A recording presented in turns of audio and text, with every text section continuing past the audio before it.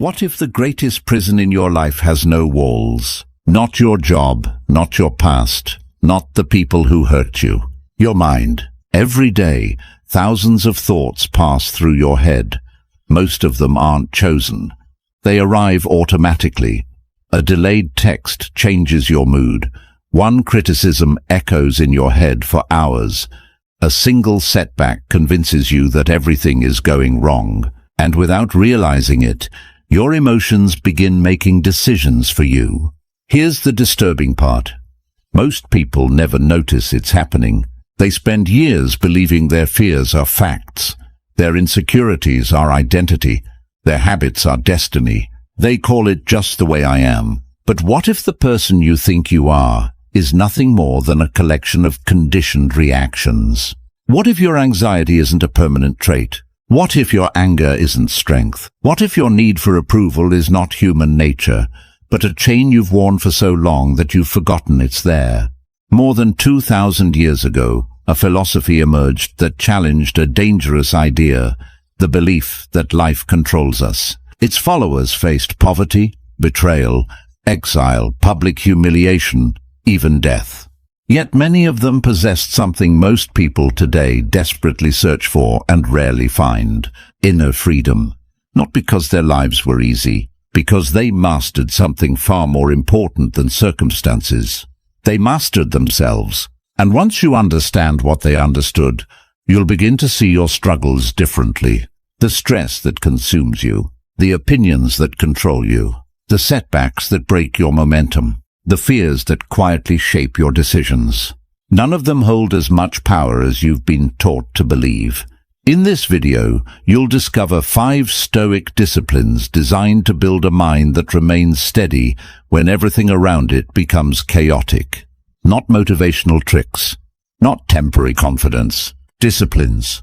Timeless principles that can transform the way you respond to failure, rejection, uncertainty, and loss. But before we begin, there's something you need to do. Take an honest look at your life. How much of your peace depends on other people? How much of your confidence depends on success? How much of your happiness disappears the moment life refuses to go your way? Because the truth is simple. The moment you see the chains, you stop being controlled by them. And today you're about to see them clearly. Let's begin.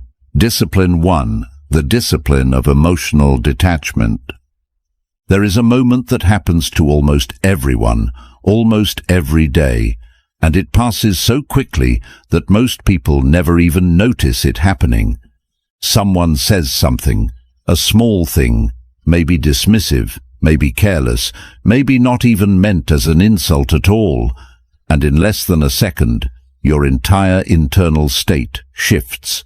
Your chest tightens, your thoughts race. You start replaying the moment, rehearsing what you should have said, building a case in your mind for why you were wronged. By the time you notice what's happening, you've already lost an hour, sometimes a day.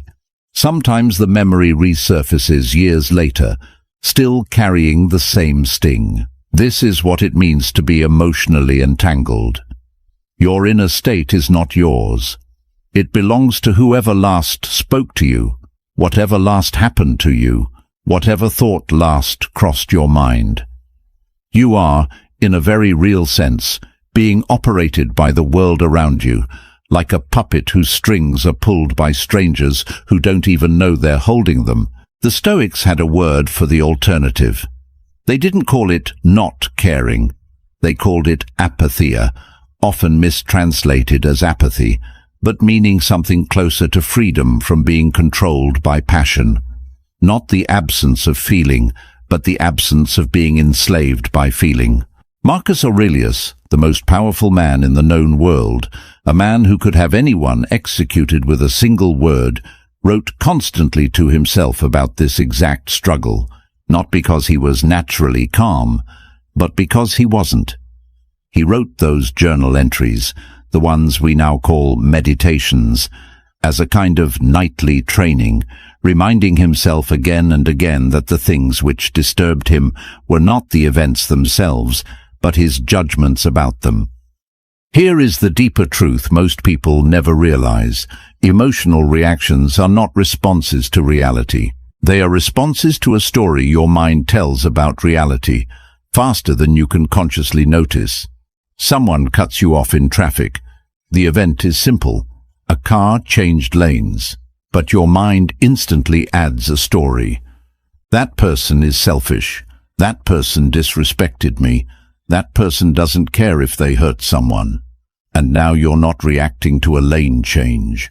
You're reacting to an entire narrative your mind invented in a fraction of a second. This is where most people fail. They think the goal is to control their emotions directly, to force themselves to calm down after the storm has already started. But by then, it's too late. The discipline of emotional detachment isn't about suppressing the storm.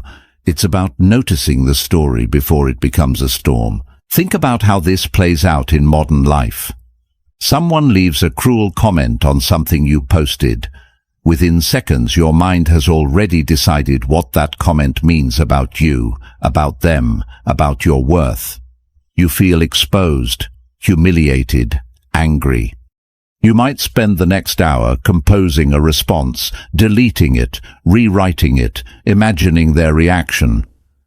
All of this over a string of text from a person you will likely never meet, whose life you know nothing about, whose opinion has no bearing on your actual existence. Or think about a relationship where someone you love withdraws, becomes distant, doesn't respond the way they used to. Your mind builds a story. I'm not enough. I did something wrong. I'm going to be abandoned again. And suddenly, you're not just experiencing their distance, you're experiencing every past abandonment, every old wound, all activated by one person's bad mood on one ordinary Tuesday. Here is the paradox the Stoics understood, and it is genuinely strange when you sit with it.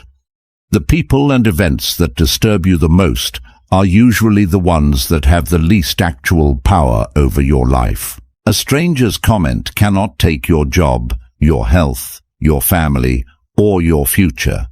And yet it can ruin your entire evening if you let it.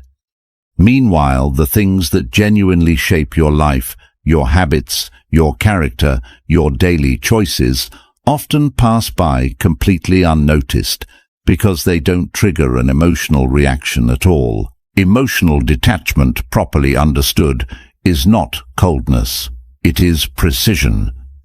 It is the ability to feel the appropriate amount, for the appropriate amount of time, about the things that actually matter, and to let everything else pass through you like wind through an open window, not blocked, not fought, just passing through without leaving the room rearranged.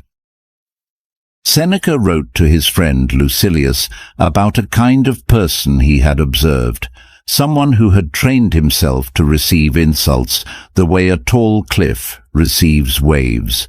The waves crash, they make noise, they throw up spray, and then they're gone, and the cliff stands exactly as it did before. Not because the cliff doesn't feel the waves, but because the cliff's existence isn't determined by them.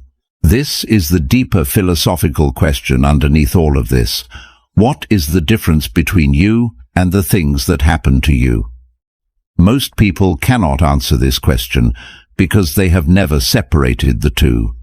Their sense of self is built from an accumulation of reactions, opinions, slights, victories, and defeats, so thoroughly mixed together that they cannot tell where the event ends and themselves begins.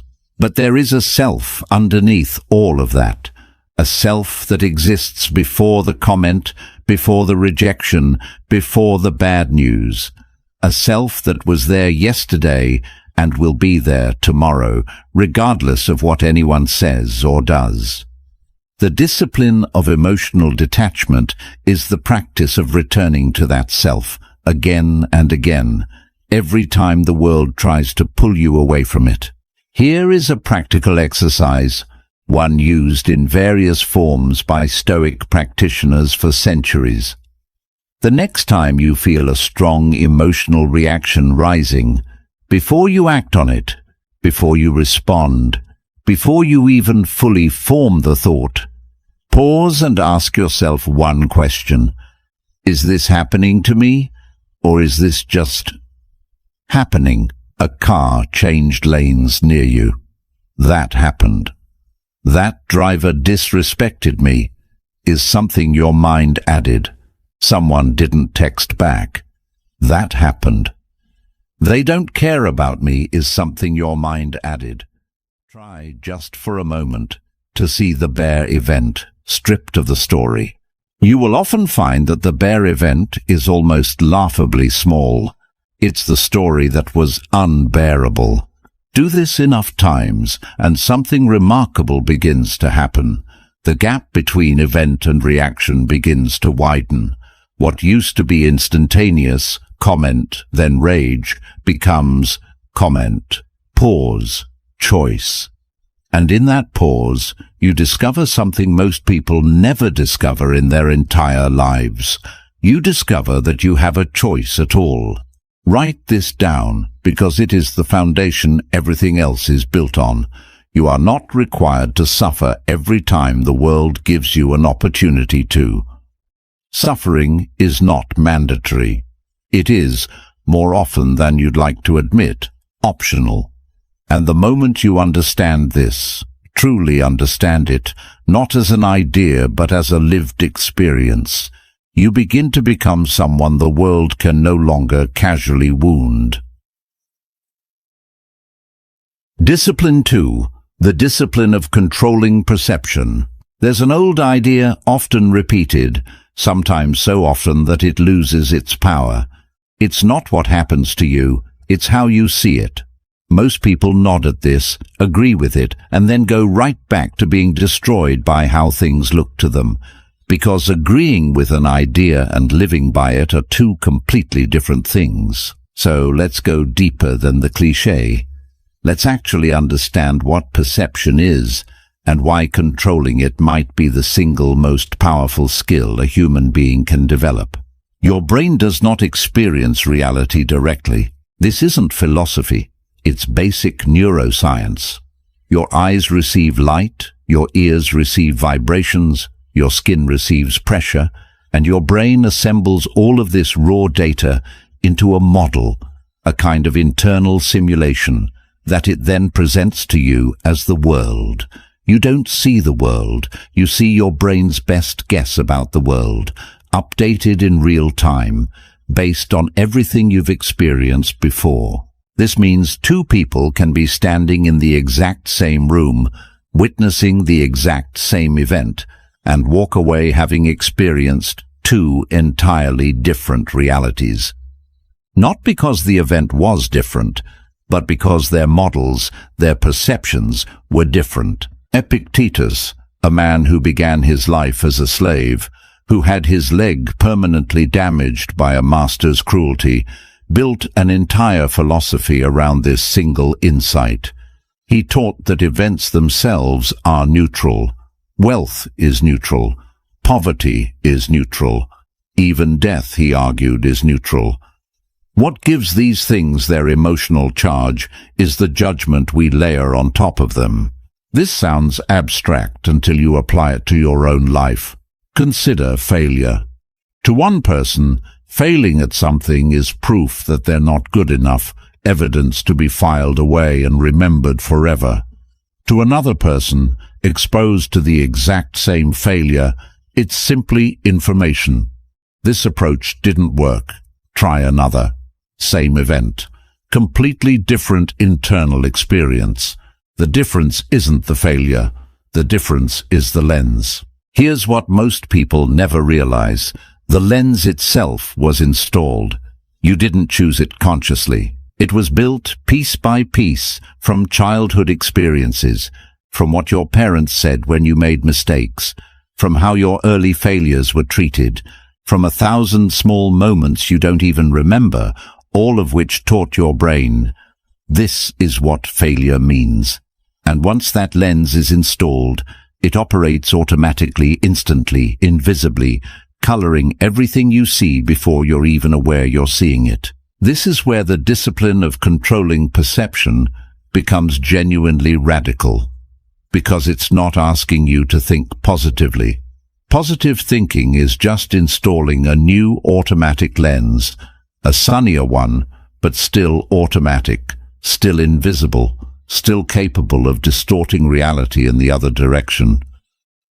What the Stoics are asking for is something much harder and much more valuable: the ability to notice the lens itself, to catch it in the act, to see reality and separately see the story you're telling about reality as two distinct things rather than one fused experience. Let's bring this into a modern context. Imagine you didn't get a promotion you worked hard for. The bare event, someone else was selected for a role. Now watch what perception does with that. I'm not valued here. I'll never get ahead. Maybe I'm just not good enough. Everyone else sees something in me that I can't see, and it's bad. Notice that none of these statements are facts. They are interpretations generated instantly, and then experienced as if they were facts, with all the emotional weight of facts. Now imagine catching that process in real time. The promotion went to someone else. That's the event. Everything after that is a story your mind is offering you, one of many possible stories. You could just as easily tell a different one. This wasn't the right fit, and something better is being prepared for me. Or, I have information now about what this company values, and I can decide if that matches what I want. None of these stories are more true than the others in some objective sense, but they are not equally useful. And here is the deeper truth. You get to choose which story to entertain, because none of them are reality. They're all just perception. This is where Stoicism connects to something much older and much deeper than self-help, the question of freedom itself. What does it actually mean to be free? Most people think freedom means having no constraints, being able to do whatever they want. But the Stoics argued for something far more radical, that the only freedom that truly matters is freedom of the mind, because everything else, your circumstances, other people's actions, the events of the world, was never under your control to begin with.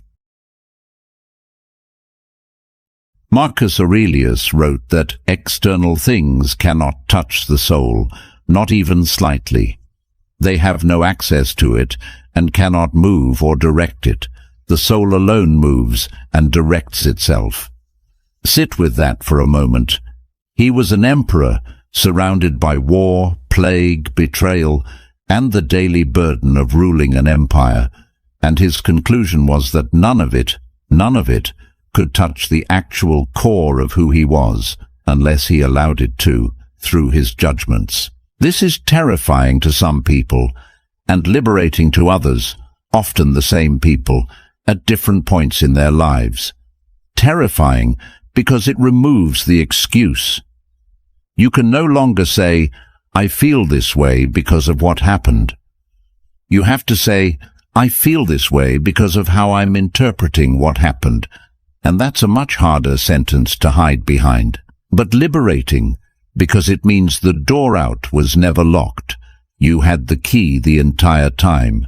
You just didn't know there was a door. Here is a mental exercise to begin practicing this. At the end of each day, choose one moment that disturbed you, even slightly.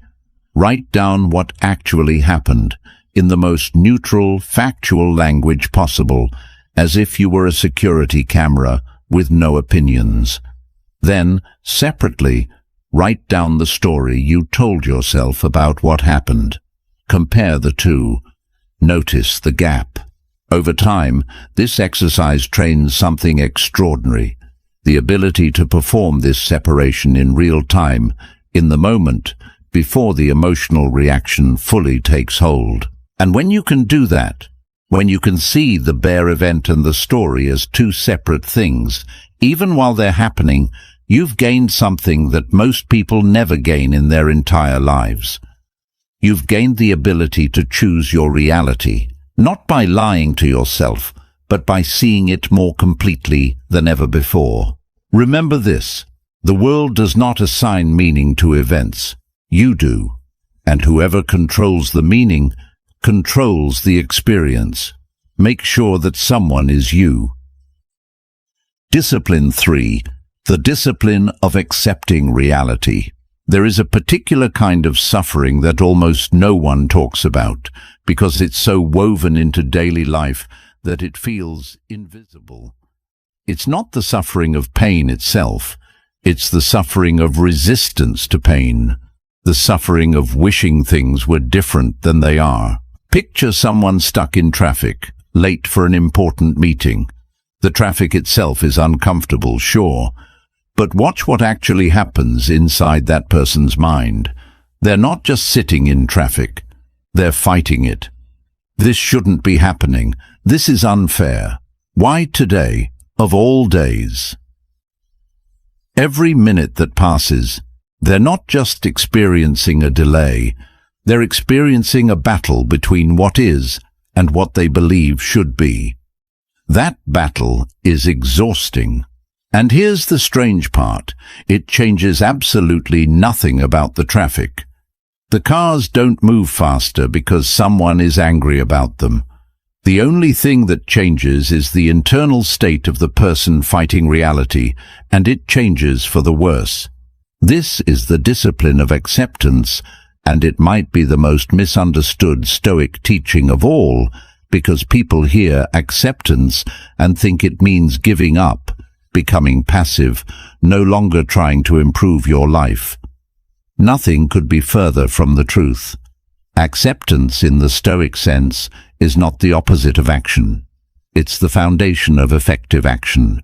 The Stoics divided everything in existence into two categories: things within your control and things outside your control. Within your control, your judgments, your responses, your effort, your choices, your character. Outside your control, literally everything else. Other people's opinions, the past, the weather, the economy, other people's choices, even your own body's health. Ultimately, since illness and accident can strike anyone regardless of how carefully they live. Most human suffering, when you examine it closely, comes from confusion between these two categories. We pour enormous energy into things we cannot control, wishing they were different, fighting against them, resenting them, and very little energy into the one thing we actually can control, our own response. Epictetus put it with brutal simplicity: people are not disturbed by things, but by their stubborn insistence that things should be different than they are. Read that again. Not the things themselves, the insistence that they should be otherwise. Here's the modern example that almost everyone can recognize. Someone in your life, a parent, a partner, a friend, behaves in a way that hurts you again. Maybe they're critical, maybe they're absent, maybe they simply are who they are, and who they are includes traits that disappoint you, and you find yourself, for the 100th time, wishing they were different, wishing they would finally see you the way you want to be seen, wishing they would change. This wishing feels like hope. It feels productive, like it's keeping a door open. But notice what it's actually doing. It's keeping you tethered to a version of this person that doesn't exist, a fantasy version, while the real person, the one standing in front of you, continues being exactly who they've always been. And every time the real person fails to become the fantasy person, you experience it as a fresh wound, even though, if you're honest, you already knew deep down that this is who they are. Acceptance doesn't mean you stop wanting things to be better. It doesn't mean you tolerate mistreatment or stay in situations that genuinely harm you. That's a different conversation entirely. Acceptance means you stop fighting with reality about what is already true, right now, in this moment, so that you can respond to what's actually in front of you, rather than to the gap between what's in front of you and what you wish was there. There's a deeper layer to this, one that connects to something almost every human being avoids thinking about: the nature of control itself, and ultimately, mortality. The Stoics were obsessed with death, not in a morbid way, but in a clarifying way. Marcus Aurelius would remind himself constantly that he could lose everything, his position, his health, his life, at any moment, without warning. This wasn't pessimism. It was a tool, because once you truly accept that everything, your possessions, your relationships, your own body, is on loan, temporary, not actually yours in any permanent sense, something shifts. You stop bracing against loss, because you stop pretending that loss was ever avoidable in the first place. This is where acceptance becomes almost spiritual. Most people live as though the current arrangement of their life, their job, their relationships, their health, their youth, is the baseline, the default, and anything that disrupts it is an aberration, an injustice, something to be resisted. But the Stoics saw it differently. They saw the current arrangement as a gift, temporarily borrowed, that was never promised to continue. From that view, every day this arrangement continues is not owed to you, it's extra. And every change, even painful change, is not a violation of some cosmic contract. It's simply reality, doing what reality has always done. When something happens that you don't like, something you wish were different, practice saying internally just 2 words: this too. Not as resignation, but as recognition. This too is part of life. This too is something that happens to people.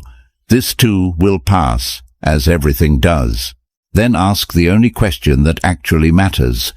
Given that this is what's true right now, what is the best action available to me? Not what should be true. Not what do I wish were true. What is true right now, and what can I do about it?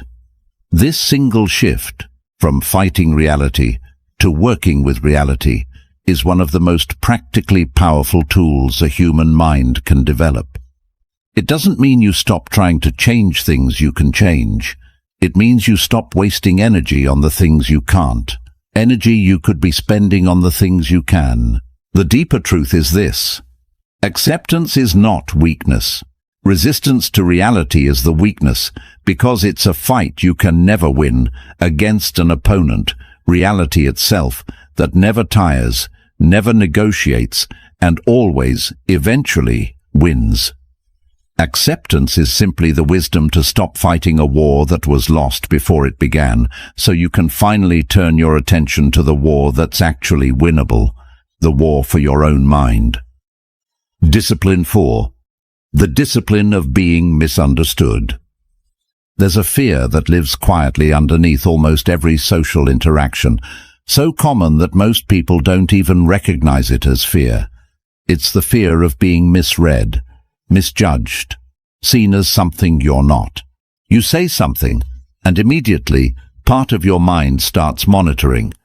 Did that come across right? Did they take that the wrong way? Should I clarify?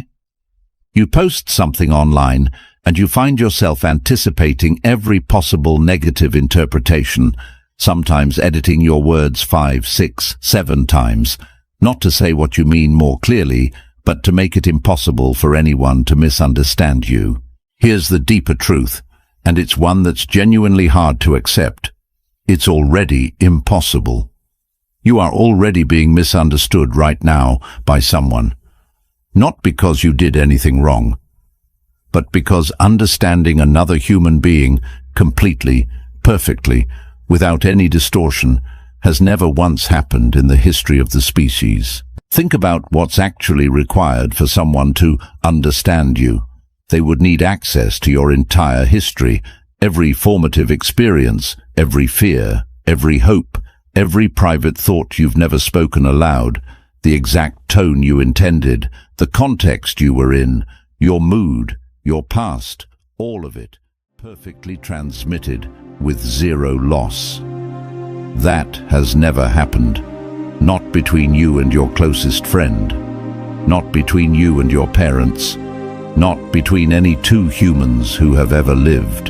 And yet, we act as though being misunderstood is a malfunction, a problem to be solved, rather than simply the permanent condition of being a separate consciousness inside a body, trying to communicate with other separate consciousnesses inside other bodies, using nothing but sounds and symbols that each person interprets through their own private lens. Consider Socrates. Here was a man widely regarded, even by his contemporaries, as one of the most thoughtful, careful, and ethical people in Athens. He spent his life in dialogue, questioning, clarifying, exposing his own reasoning to scrutiny more than almost anyone in history. And he was put to death by his own city on charges that, viewed from any distance, were absurd, corrupting the youth, impiety toward the gods. The man who arguably understood the nature of truth and virtue better than anyone alive was, by the very people he lived among, profoundly misunderstood, to the point of execution. If clarity, the deepest clarity a human being has ever achieved, could not protect Socrates from being fundamentally misread by his own community, what does that tell you about your odds? This isn't meant to be discouraging. It's meant to be freeing. Because here's what happens when you finally accept that being misunderstood is not a sign of failure, not evidence that you communicated poorly, not proof that something is wrong with you. You stop performing.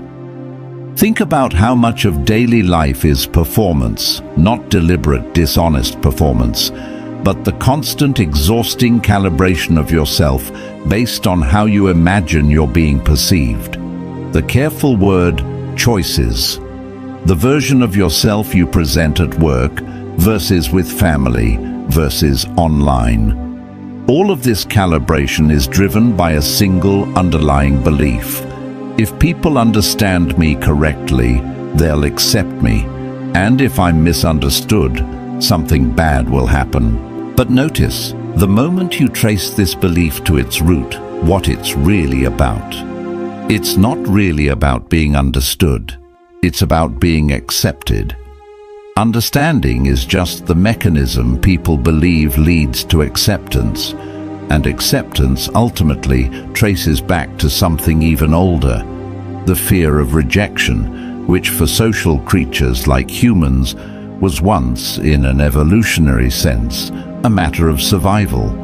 To be misunderstood and rejected by the group meant, for most of human history, danger, isolation, even death. That fear is still running in your nervous system, even though for almost everyone watching this, being misunderstood by a stranger online, or even by a family member, will not result in anything close to the danger your ancestors faced.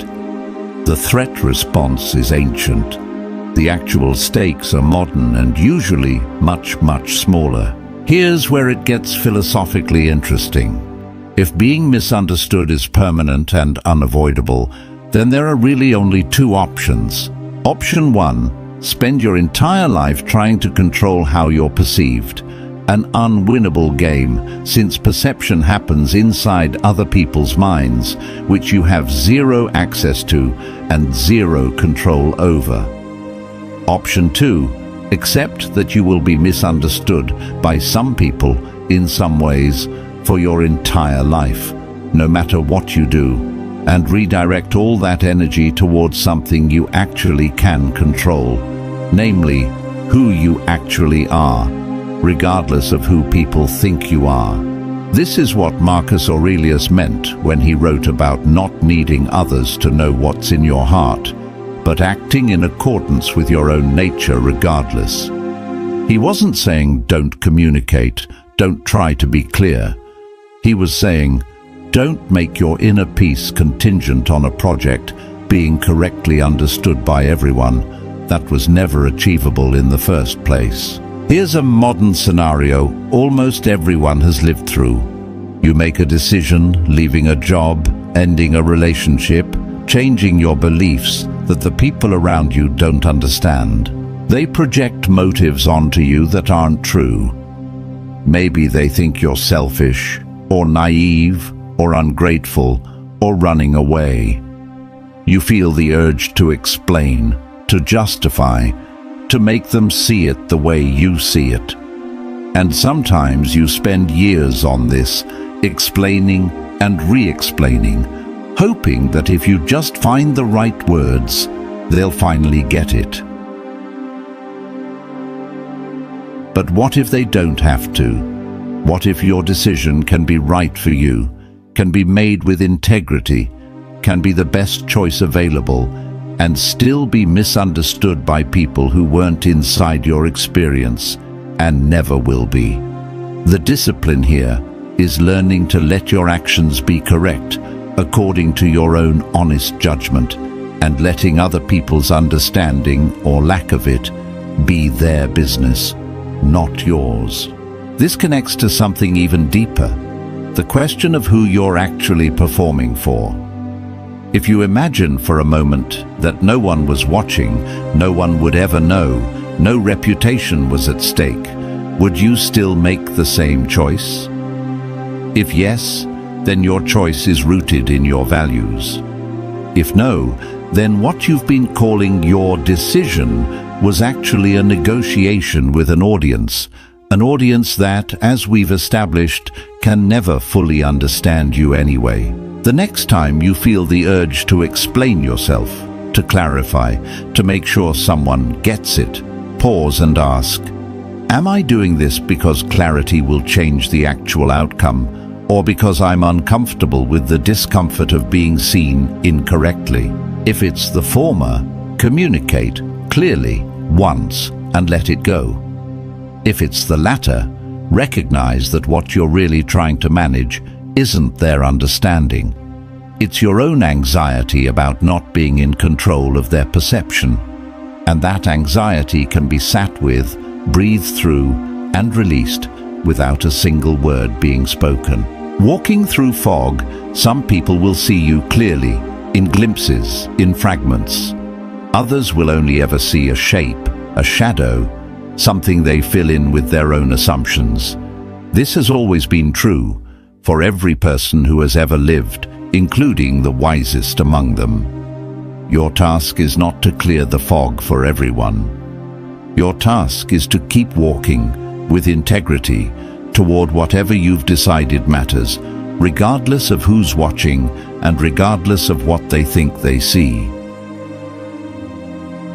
Discipline 5. The discipline of silence. In a world saturated with noise, where every opinion can be broadcast instantly, where silence in a conversation feels like an emergency that must be filled, there is something almost rebellious about a person who simply doesn't speak, who listens, observes, absorbs, and says nothing. Not because they have nothing to say, but because they've made a deliberate choice not to say it.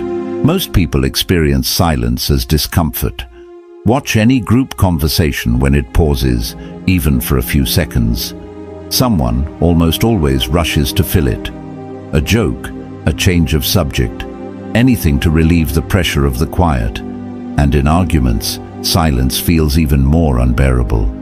When someone insults you, doesn't responding feel like losing? Doesn't staying quiet feel like admitting they were right? This is one of the deepest illusions the untrained mind falls for, the belief that response equals power and silence equals defeat. The Stoics understood something almost opposite. They understood that speech, especially speech driven by emotion, is often a form of leakage. It's energy escaping, information being given away, control being surrendered, all while feeling, in the moment, like the opposite. Think about what happens physiologically when someone provokes you.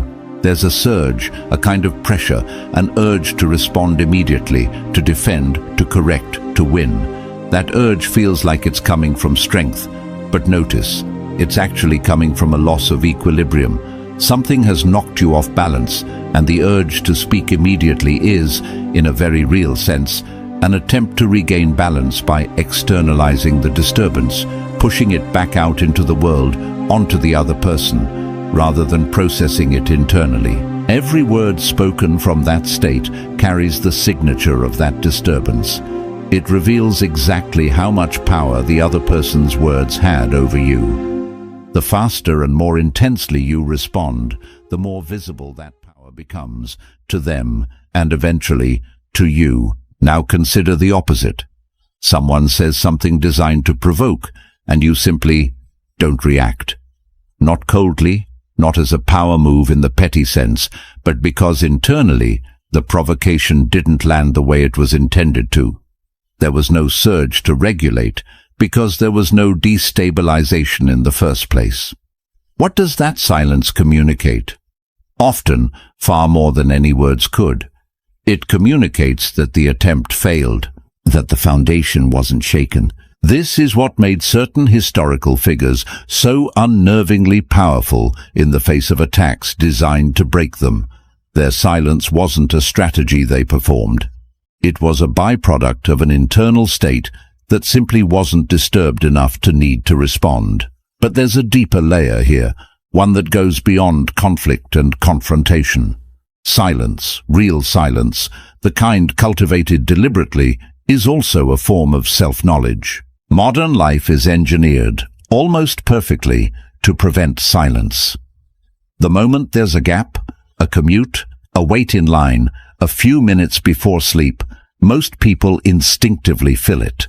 A phone comes out, sound, images, voices, opinions, all flowing in continuously. And here's the question almost no one asks. What is being avoided by filling every silent moment with input? The answer, for many people, is themselves. Silence is where unprocessed thoughts surface, where unresolved feelings, the ones that get buried under constant stimulation, finally have room to rise. For someone who has spent years avoiding their own internal world through noise, silence doesn't feel peaceful. It feels like exposure, like suddenly being alone in a room with someone you've been avoiding for a long time, yourself. This is why the discipline of silence is, in some ways, the discipline of self-confrontation. Seneca wrote about the importance of withdrawing into oneself, of having a place, even if just a state of mind, that one could retreat to, away from the demands and noise of the world, in order to actually examine one's own life. Not to escape from life, but to be able to return to it with clearer eyes. Here's a modern application. Think about how often disagreements escalate, not because of the original disagreement, but because of everything said afterward in the heat of the moment, things that 24 hours later both people often regret. The discipline of silence, in this context, isn't about never speaking. It's about creating a gap, even a small one, between the impulse to speak and the act of speaking, long enough for the initial emotional surge to pass, so that whatever is said afterward comes from clarity rather than reactivity.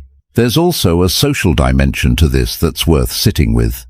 In a culture where everyone is expected to have an opinion on everything instantly, where silence on a topic is sometimes interpreted as complicity or weakness or ignorance, choosing not to speak can feel almost transgressive. But consider, how many opinions do you currently hold about people, events, situations that you formed within seconds based on incomplete information, simply because you felt social pressure to have a position? The discipline of silence includes the willingness to say, even just to yourself, I don't know enough about this to have a strong opinion, and that's fine.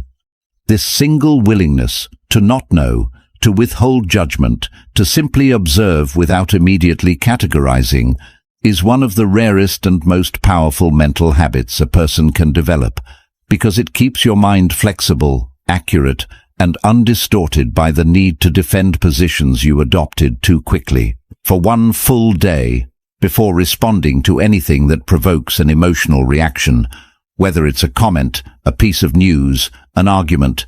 Wait. Not forever. Just long enough to notice the urge to respond and let it pass through you without acting on it.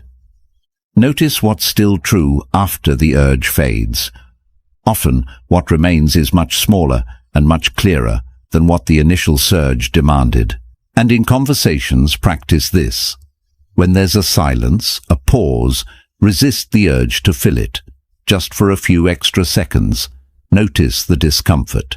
Notice that the discomfort is information about you, not about the silence itself. The deeper truth is this. The loudest reactions usually come from the places inside us that are the most unstable, and the quietest responses, not from suppression, but from genuine internal steadiness, often carry more weight, more presence, and more power than anything that could be said in the heat of the moment. Silence isn't empty. It's full of everything that didn't need to be said, because nothing inside you needed it to be. Before you leave, remember this. The world will not become easier after this video. People will still disappoint you. Life will still test you. You will still face rejection, failure, loss, and uncertainty. But that was never the goal. The goal was never to create a life without storms. The goal was to become someone who can walk through storms without breaking, because the strongest person in the room is not the loudest, not the richest, not the most admired. It's the person whose peace cannot be purchased, manipulated, or taken away. The person who no longer needs approval to feel worthy, who no longer needs revenge to feel powerful, who no longer needs perfect circumstances to feel at peace. That is true strength. And every discipline you've learned today is a step toward that strength. So when this video ends and life tests you again, pause. Remember who is in control. Remember that your mind belongs to you. And most importantly, remember that no person, no failure, no insult, and no loss has the power to destroy your peace, unless you hand them the keys. Guard your mind, protect your peace, master yourself, and become the kind of person the world can challenge, but never conquer. The greatest victory is not over others, it is over yourself. If this message resonated with you, leave a comment below. I rule my mind, and I'll see you in the next video.